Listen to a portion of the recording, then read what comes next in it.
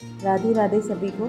और अब हमारे श्री राधा रसिक बिहारी श्री श्यामा श्याम जी का स्नान हो रहा है और बहुत ही प्रसन्न दिखाई देते हैं दोनों जब इनका स्नान होता है, इनका श्रृंगार होता है।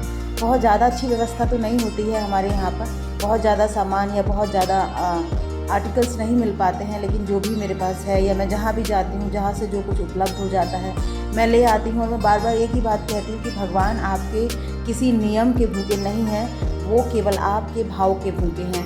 तो अभी मेरे मन में एक विचार आ रहा है कि सावन का महीना आ रहा है, भगवान के लिए एक झूला लेकर आएंगे, तो देखते हैं कैसा मिलेगा। और ये सब हमारी आत्मा से जो भी आवाज़ें आती हैं, जो भी प्रभु हमसे कहलवाते हैं, तो वो भगवान की अपनी ही प्रसन्नता होती है, उनकी अपनी ही इच्छा होती है।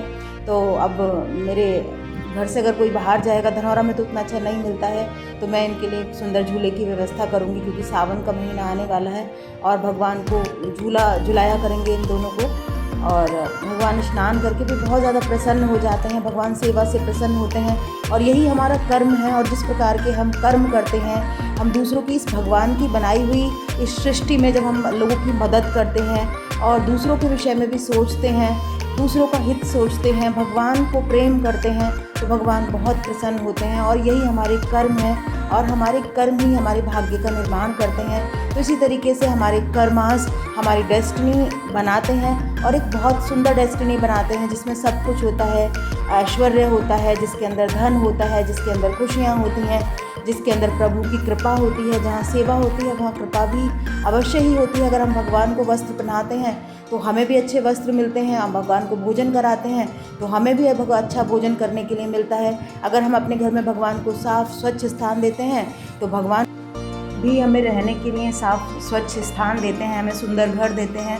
तो जैसी हम व्यवस्था बनाते हैं, जैसे हमारे इंट्यूशंस कहते हैं, उस प्रकार हम करते हैं और जीवन में खुशियों का आगमन होता है। हमारे जीवन से धीरे धीरे दुख दूर होने लगते हैं, अच्छी अच्छी चीज़ें हमारे जीवन में अट्रैक्ट होने लगती हैं, अच्छी हमारे अराउंड सब कुछ अच्छा होने लगता है, पॉजिटिव होने लगता है। तो ये सब भगवत कृपा होती है। और भगवत कृपा हमें जब प्राप्त होती है जब हम अपने जीवन में अच्छी अच्छी चीज़ों को अट्रैक्ट करते हैं। यानी कि अट्रैक्ट कैसे करते हैं? भगवान की कृपा से ही करते हैं, उनकी इच्छा से ही करते हैं। और भगवान की कृपा हम पर जब होती है जब हम एक अच्छा जीवन जीने का निश्चय लेते हैं, एक संकल्प लेते हैं कि हम भगवान की सेवा करेंगे, हम लोगों की सेवा करेंगे।